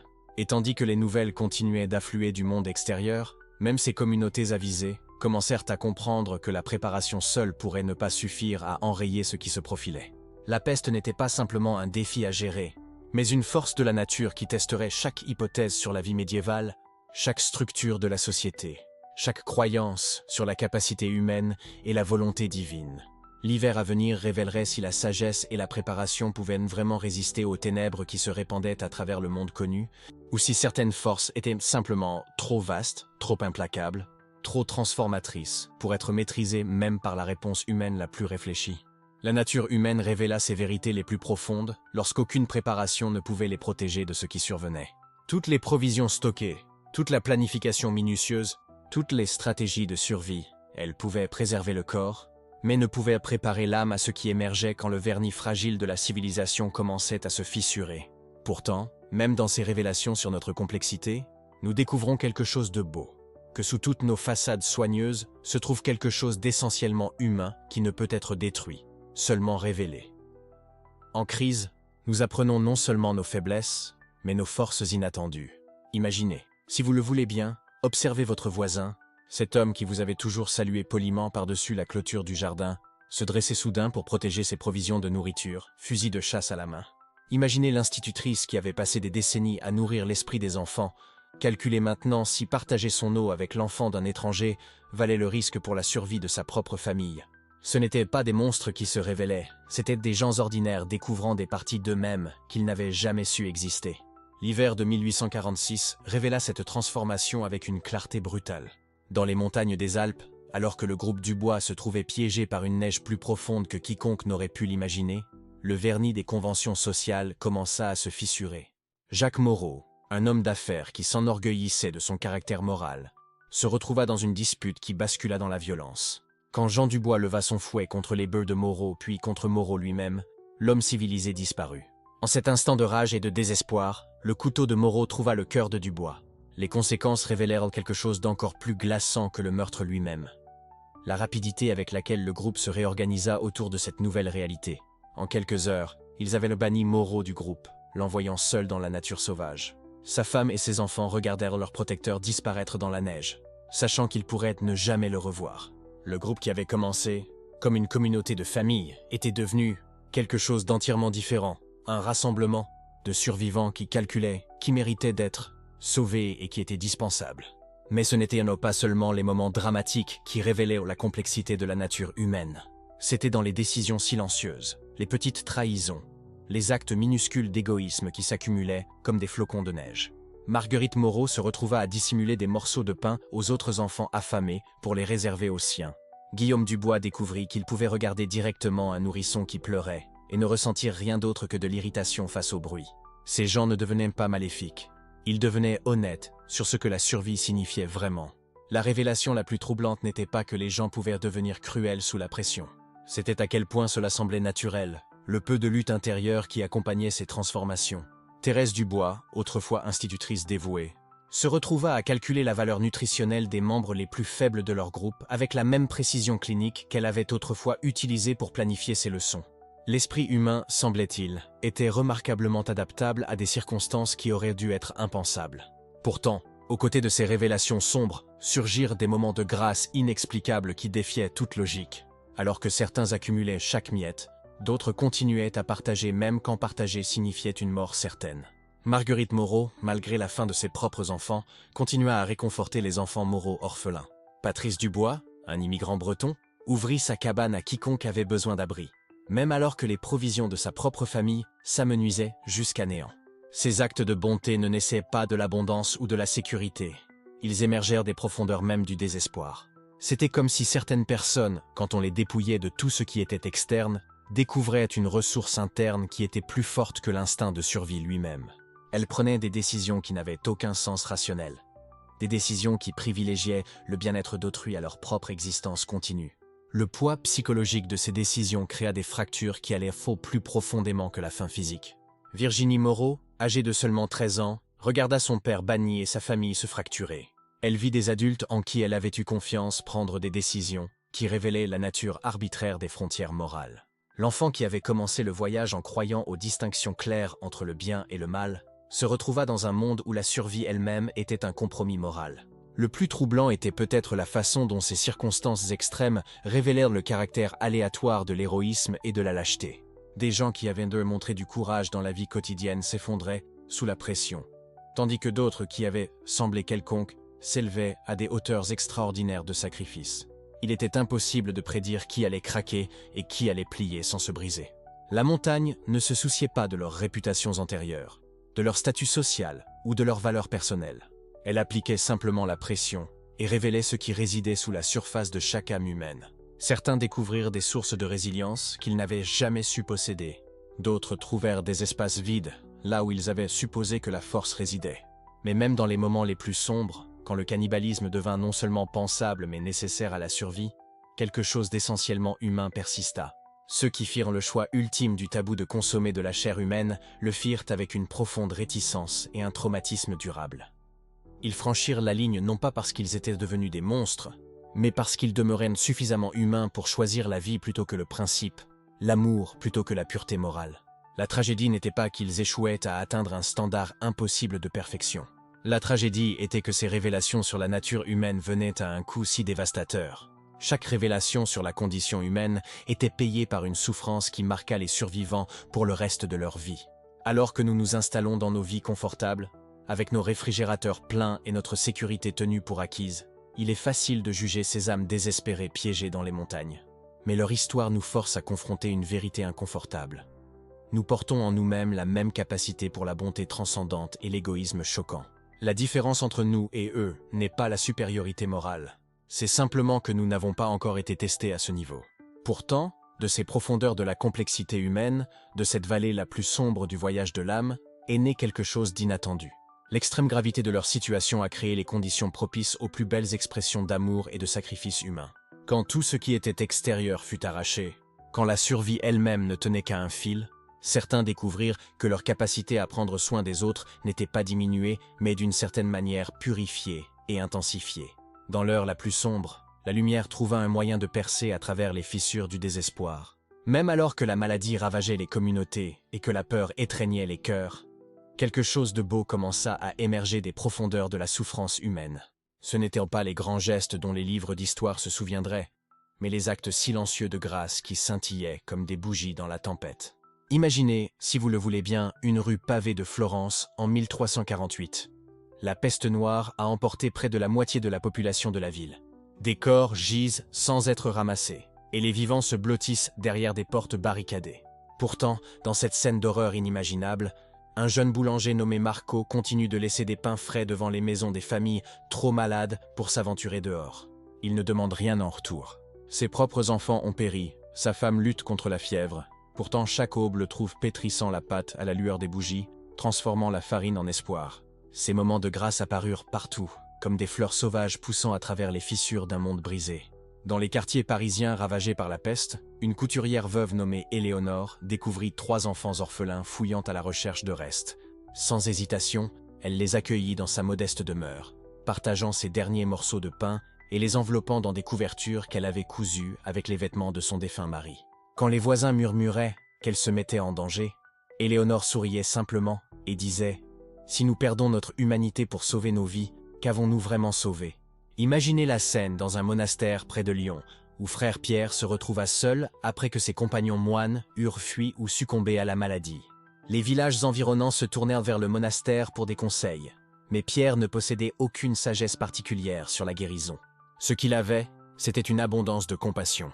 Chaque matin, il marchait parmi les malades, n'offrant pas de fausses promesses de guérison, mais simplement s'asseyant avec ceux qui mouraient, leur tenant la main, murmurant des paroles réconfortantes, s'assurant qu'aucune âme ne quitterait ce monde en se sentant abandonnée. Les actes de grâce les plus remarquables venaient souvent de ceux qui avaient le moins à donner. Dans un petit village alsacien, une femme âgée connue seulement sous le nom de Margot avait vu la peste emporter toute sa famille. Ses voisins s'attendaient à ce qu'elle s'isole dans sa douleur, peut-être même qu'elle accueille la mort elle-même. Au lieu de cela, Margot commença à faire le tour de chaque foyer restant, portant avec elle un petit pot de soupe fait avec tous les légumes et herbes qu'elle pouvait rassembler. La soupe elle-même était maigre, mais la chaleur de la connexion humaine qu'elle représentait était incommensurable. Considérez l'histoire d'un médecin à Venise, Dr Benoît, qui avait perdu ses livres médicaux et la plupart de ses instruments aux mains des pillards.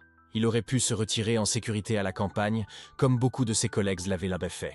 Au lieu de cela, il resta dans la ville, soignant les malades avec rien d'autre que ses mains et sa présence.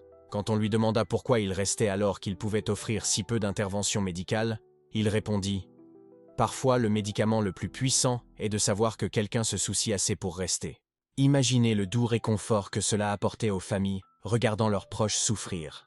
Au milieu d'une telle perte dévastatrice, la présence du docteur Benoît devint comme une bougie chaleureuse dans une pièce froide. Petite, peut-être, mais projetant une lumière qui atteignait chaque coin du désespoir. Ces actes de grâce s'étendirent au-delà de la gentillesse individuelle pour transformer des communautés entières. Dans une ville française ravagée par la peste, les résidents survivants prirent une décision extraordinaire. Plutôt que d'accaparer les maigres ressources qui restaient, ils établirent une cuisine commune où tous, quelle que soit leur ancienne position sociale, partageraient toute nourriture qui pouvait être trouvée. Seigneurs et serviteurs s'asseyaient côte à côte, rompant le pain ensemble d'une manière qui aurait été impensable avant la peste. La maladie avait fait tomber les barrières artificielles, révélant l'égalité fondamentale de la souffrance humaine et de la dignité humaine. Peut-être les plus émouvants étaient les cadeaux anonymes qui apparurent pendant les jours les plus sombres. Dans d'innombrables villes à travers l'Europe, les résidents se réveillaient pour trouver de petites offrandes laissées à leurs portes. Un pot de miel, un manteau chaud, une poignée de fruits secs, un jouet en bois sculpté pour un enfant en deuil. Personne ne revendiquait jamais le mérite de ces cadeaux. Ils surgissaient comme la rosée du matin, preuve d'une bonté inexplicable qui persistait même quand l'espoir semblait perdu. Les années de peste révélèrent qu'au sein du cœur humain réside une capacité inépuisable pour la grâce. Même quand dépouillés de tout ce qui était familier et réconfortant, les gens trouvèrent des moyens de dépasser leurs propres souffrances pour soulager avec tendresse la douleur d'autrui. Une mère qui avait perdu ses propres enfants bercerait le nourrisson pleurant d'un étranger. Un marchand qui avait perdu sa fortune partagerait sa dernière pièce avec un mendiant. Un prêtre qui avait perdu sa foi offrirait encore les derniers sacrements aux mourants, parce que le rituel lui-même était devenu un acte d'amour plutôt qu'un devoir religieux. Ce n'étaient pas des actes calculés d'héroïsme, mais des expressions spontanées de notre nature la plus profonde. Dans des moments où l'instinct de survie aurait pu exiger l'égoïsme, d'innombrables individus choisirent au lieu d'incarner la grâce. Ils nourrirent les affamés quand eux-mêmes mouraient de faim. Ils réconfortèrent les mourants quand eux-mêmes étaient terrifiés. Ils offrirent l'espoir quand eux-mêmes désespéraient. Le beau paradoxe de ces années de peste était que tandis que la maladie réduisait la population, elle élargissait d'une certaine manière l'âme. Confrontés à la réalité brutale de la mortalité, les gens découvraient ce qui comptait vraiment. Les divisions artificielles qui avaient autrefois semblé si importantes, la richesse, le statut, l'éducation, fondaient comme neige au soleil. Ce qui demeurait était le noyau irréductible de la valeur humaine et l'impulsion irrépressible de prendre soin les uns des autres. Dans les monastères et les chaumières, dans les palais et les huttes de paysans, la même histoire se répétait. Quand tout le reste avait été arraché, l'amour demeurait.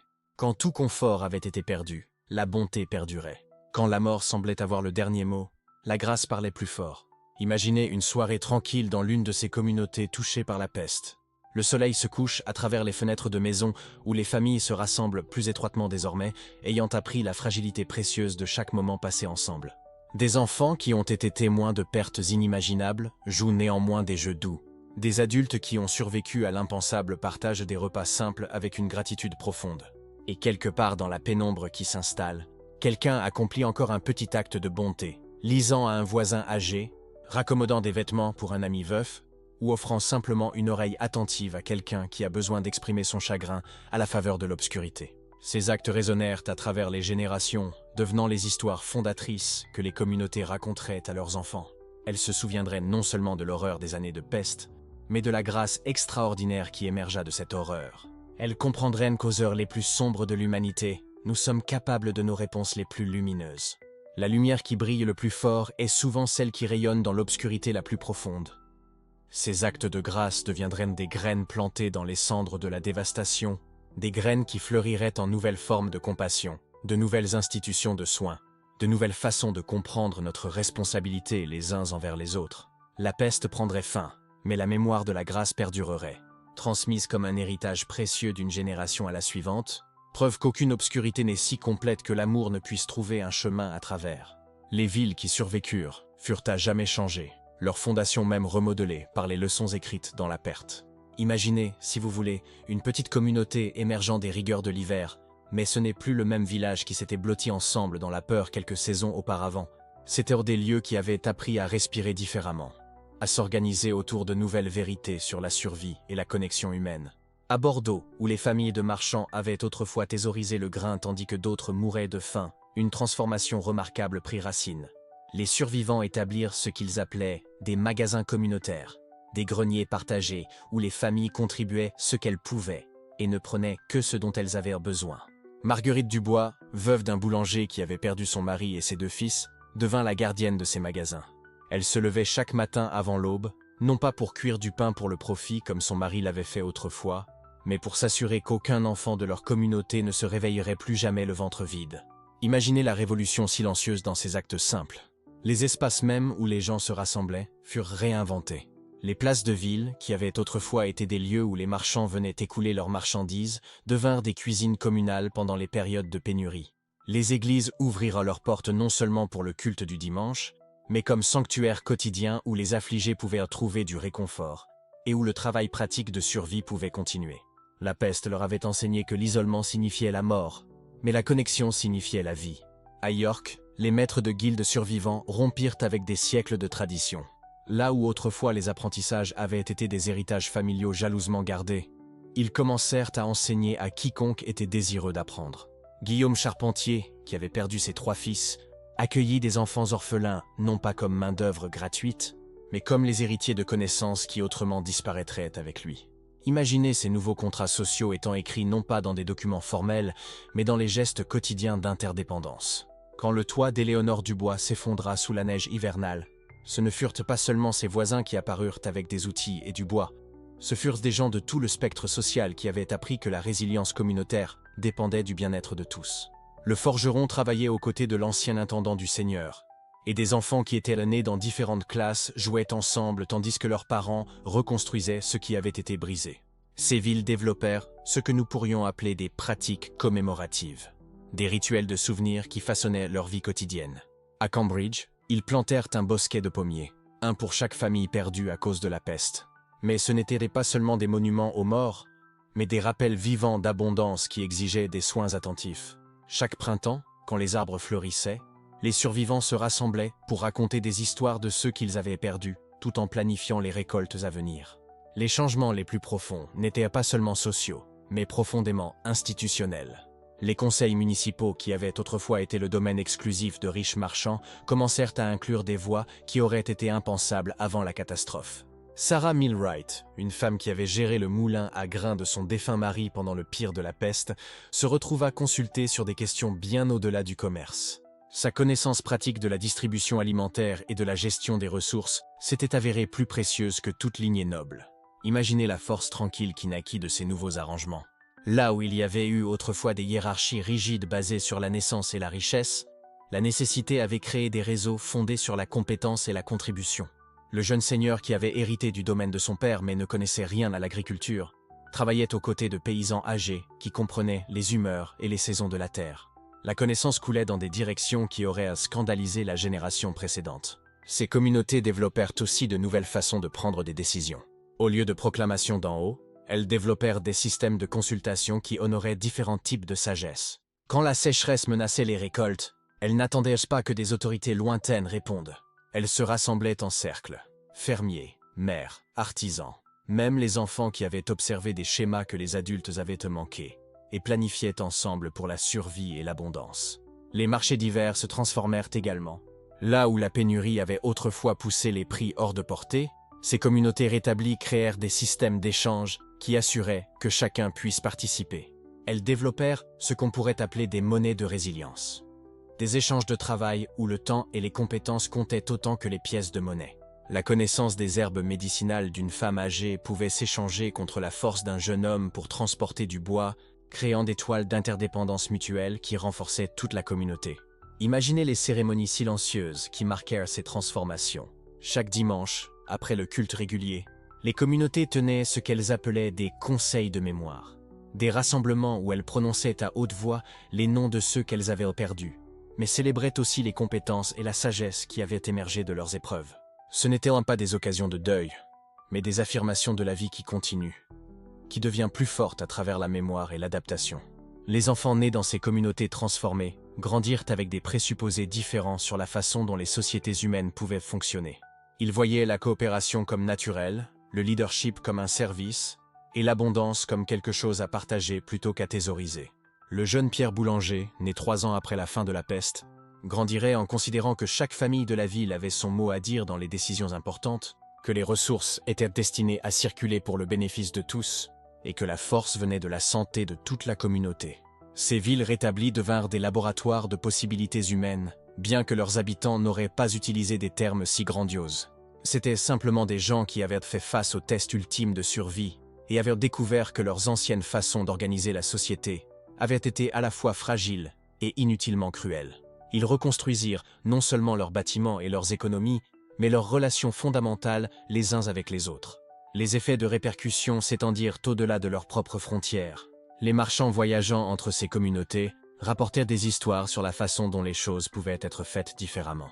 Un commerçant qui visitait à la fois la Bordeaux transformée et Paris inchangé rentrerait chez lui avec des questions sur pourquoi sa propre communauté acceptait tant de souffrances, inutiles quand des alternatives existaient à seulement une journée de voyage.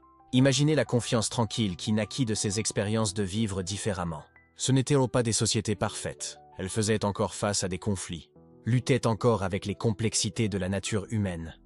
Mais elles avaient éprouvé que les communautés pouvaient se réorganiser autour du soin plutôt que de la compétition, autour de l'abondance partagée plutôt que de l'accumulation individuelle. Les changements architecturaux racontaient leurs propres histoires. Les maisons construites après la peste incluaient des espaces communs que les générations précédentes auraient trouvés étranges, des ateliers partagés où les voisins pouvaient travailler ensemble, des jardins communautaires qui n'appartenaient à aucune famille unique, mais nourrissaient beaucoup, et des salles de réunion conçues non pour des proclamations de l'autorité, mais pour des cercles de conversation et de prise de décision partagée. Imaginez marcher dans ces quartiers transformés, le doux bourdonnement du travail partagé des ateliers, la vue d'enfants jouant dans des jardins entretenus par de nombreuses mains aimantes, la lueur chaleureuse des salles de réunion où chaque voix compte. Ce n'étaient pas juste des bâtiments, c'étaient des monuments à l'esprit humain incassable. Mais les changements les plus importants étaient invisibles, écrits dans les rythmes quotidiens de la façon dont les gens se liaient les uns aux autres, comment ils prenaient des décisions, comment ils définissaient le succès et la sécurité. Ces transformations résonneraient à travers les générations, façonnant les présupposés et les possibilités que leurs enfants hériteraient. Les changements les plus profonds vivaient dans la mémoire et l'habitude, transmis de grand-mère à petite-fille dans les espaces silencieux entre les mots.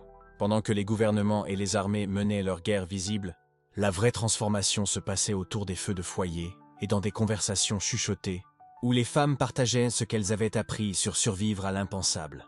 Imaginez, si vous voulez, une femme âgée dans une chaumière à la lumière tamisée, ses mains fatiguées travaillant régulièrement à son raccommodage pendant qu'elle parle à sa belle-fille. Sa voix porte le poids de l'expérience tandis qu'elle partage non seulement des recettes et des remèdes, mais la sagesse plus profonde de lire les signes de danger, de savoir quand cacher la nourriture et quand la partager, de comprendre l'équilibre délicat entre confiance et prudence qui avait gardé sa famille en vie pendant les temps les plus sombres. Ces conversations avaient lieu dans chaque foyer, dans chaque village, alors que les femmes qui avaient vécu le pire commençaient à tisser leur savoir durement acquis dans le tissu de la vie quotidienne. Elles ne parlaient pas de stratégie ou de politique. Au lieu de cela, elles enseignaient la sagesse pratique. Comment préserver la nourriture plus longtemps que quiconque le pensait possible, comment lire les signes subtils qui prédisaient les troubles communautaires, comment maintenir l'espoir quand l'espoir semblait stupide. Les enfants qui écoutaient ces histoires absorbaient bien plus que de simples compétences de survie. Ils apprenaient une nouvelle façon de voir le monde, une vision qui reconnaissait que la sécurité était toujours temporaire, que les liens communautaires valaient plus que la richesse individuelle, et que la capacité à s'adapter rapidement faisait toute la différence entre prospérer et simplement survivre. Ce n'étaient pas des leçons qu'on pouvait trouver dans les livres, c'étaient des vérités gravées dans la mémoire par l'expérience vécue. Dans les villages, les femmes commencèrent à établir ce qu'on pourrait maintenant appeler des réseaux informels d'entraide mutuelle, bien qu'elles l'auraient simplement appelé du bon voisinage. Quand le mari de Sarah tomba malade, les autres femmes du village n'apportèrent pas seulement de la soupe. Elles apportèrent un système coordonné de soutien qui assura que ses enfants soient nourris, ses animaux soignés et ses champs gérés jusqu'à ce qu'ils se rétablissent. Ce n'était pas de la charité, c'était un investissement dans la résilience collective de la communauté. Les rituels évoluaient aussi de manière subtile mais profonde. Les festivals de récolte célébraient toujours l'abondance, mais ils incluaient désormais des cérémonies de gratitude pour la survie, des moments de reconnaissance des pertes et des engagements renouvelés à veiller les uns sur les autres. Les rassemblements d'hiver devenaient des opportunités non seulement de divertissement, mais de partage de connaissances sur comment traverser les difficultés, littérales et métaphoriques. Les pratiques religieuses évoluèrent pour incorporer cette nouvelle compréhension de la fragilité et de l'interdépendance. Les prières qui s'étaient autrefois concentrées sur le salut individuel mettaient maintenant l'accent sur la force communautaire. Les sermons ne parlaient plus seulement de récompenses éternelles, mais du devoir sacré de prendre soin les uns des autres dans cette vie. Le concept de providence s'élargit pour inclure l'idée que la protection divine opérait à travers les mains et les cœurs humains. Plus important encore, la façon dont les gens parlèrent de l'avenir changea. Là où les générations précédentes avaient planifié avec assurance, présumant que demain ressemblerait largement à aujourd'hui, ces survivants développèrent une relation différente avec l'incertitude. Ils commencèrent à enseigner à leurs enfants à garder leurs plans flexibles, à toujours avoir des alternatives, et à trouver la stabilité non pas dans les circonstances extérieures, mais dans leurs liens avec les autres et leur propre capacité d'adaptation. Les histoires qu'ils racontaient à leurs enfants reflétaient ce changement. Au lieu de contes de fées sur des princes courageux conquérant le mal par la force, ils partagèrent des histoires sur des communautés intelligentes survivant grâce à la coopération. Les héros n'étaient pas nécessairement les plus forts ou les plus audacieux, c'étaient ceux qui pouvaient lire les situations avec précision, qui pouvaient rassembler les gens, qui pouvaient trouver des solutions auxquelles personne n'avait pensé auparavant. Cette sagesse émergente n'était écrite nulle part de manière formelle. Elle vivait dans l'espace entre les mots, dans la façon dont les mères marquaient une pause avant de répondre à certaines questions, dans l'accent particulier qu'elles mettaient sur certaines leçons. Les enfants apprenaient à faire attention non seulement à ce qui était dit, mais à ce qui n'était pas dit, au poids du silence qui entourait certains sujets. Les coutumes protectrices qui se développèrent n'étaient ni dramatiques, ni évidentes. Elles étaient tissées dans les rythmes ordinaires de la vie. La façon dont les femmes prenaient discrètement des nouvelles des autres familles, la façon dont les informations sur les étrangers circulaient silencieusement par des canaux informels, la façon dont les ressources étaient distribuées pour s'assurer qu'aucun foyer ne prenne trop de retard sur les autres.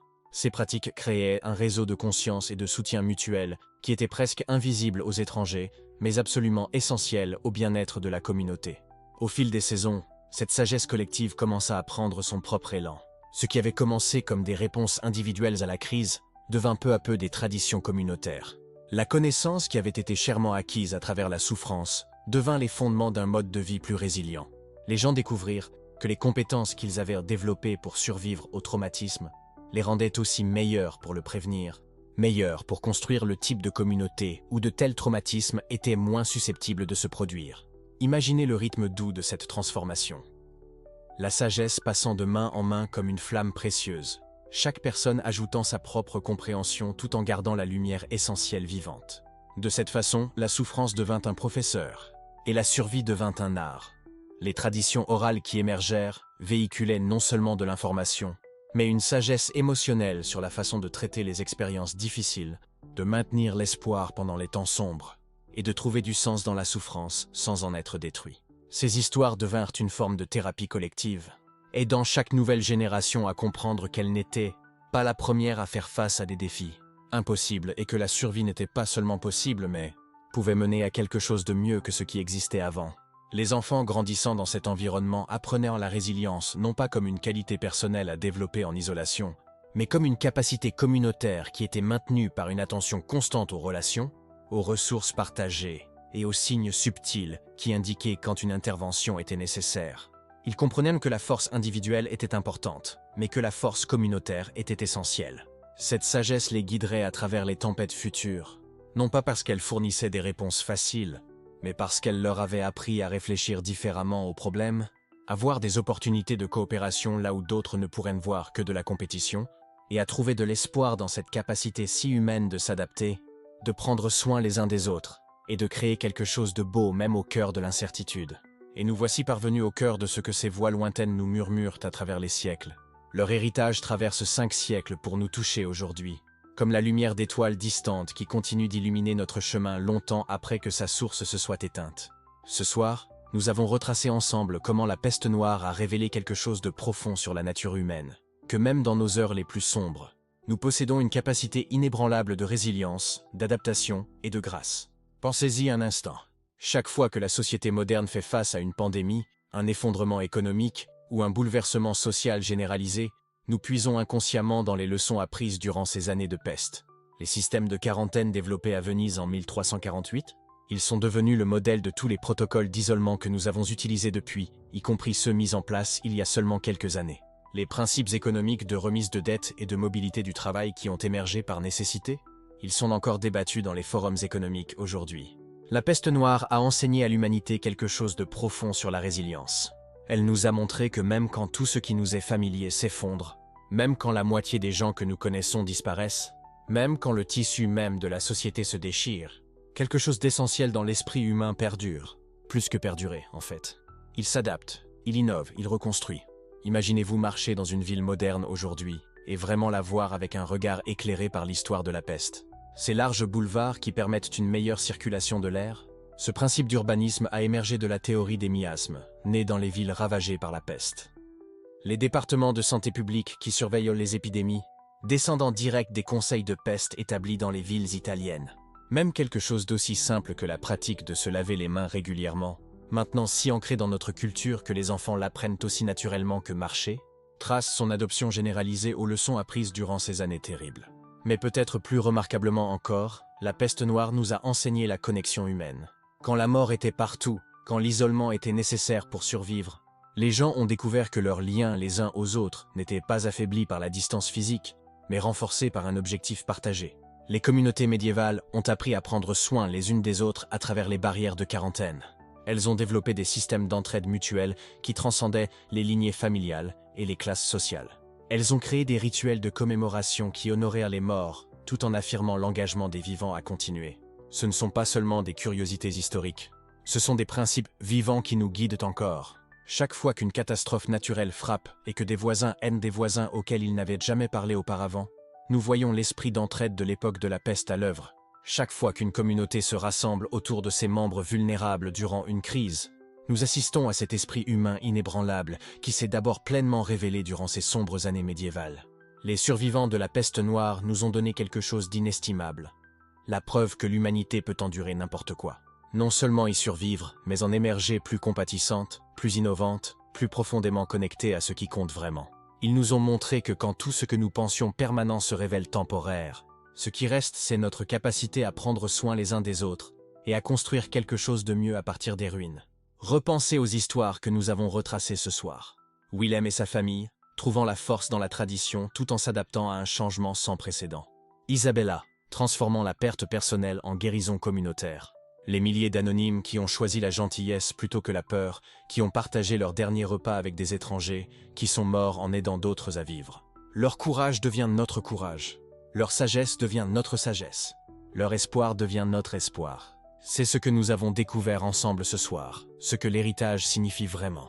Pas seulement les institutions et pratiques qu'ils ont laissées derrière eux, bien que celles-ci comptent énormément.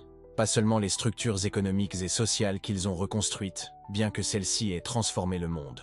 L'héritage le plus profond est la connaissance, transmise à travers 5 siècles.